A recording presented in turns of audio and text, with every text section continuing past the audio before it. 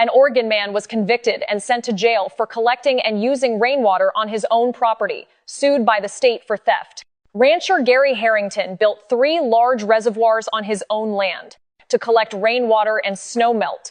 He claimed the water was primarily for fire protection reserves and for providing water to wildlife. But the state called it theft and prosecuted Gary. A municipal code stipulates that all water within city limits, including precipitation, is part of the public water supply. The city requested the court order the removal of his collection system and impose a fine. Despite Harrington's repeated appeals, arguing, "The water fell on my land. I'm not selling it. I'm simply using it on my own property." The court ultimately rejected his claims. Harrington was found guilty on multiple charges, including unlawful appropriation of state water resources.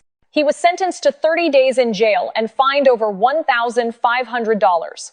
The incident sparked intense backlash. This message is to those in the US and other European and Western nations.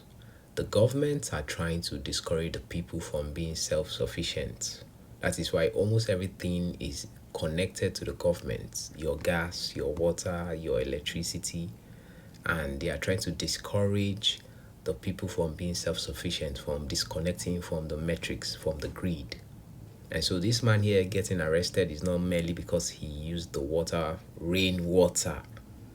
It's just to discourage the people from being self-sufficient. If you notice, he also have a little farm, and they don't want that. Like I said, it all ties down to their agenda for 2030 moving forward, which will be connected to the digital currency. If they can do this now, imagine what will be possible the moment they implement the digital IDs, the CBDCs, the digital currency. Then they will have the full control to bring out laws that the aim of the devil is to bring the world under full slavery to the point where you cannot drink water without digital IDs. The Bible says no one will be able to buy or sell without the mark of the beast. And that is what they are working towards. The first world nations, the highly advanced nations, highly developed nations will take the most hit when the systems have been put in place. And the underdeveloped or the third world nations will take the less hit. It will be not really,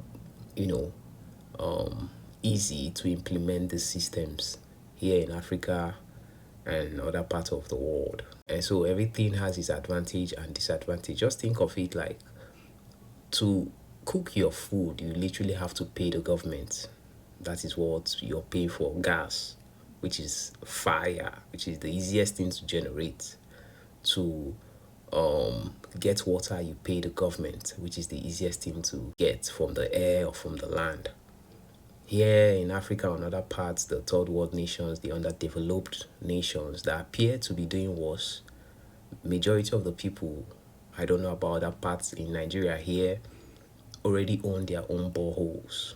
It will be very hard for the full structure of the beast system to be implemented here in Africa. So, like I said, everything that has its advantage has its disadvantage.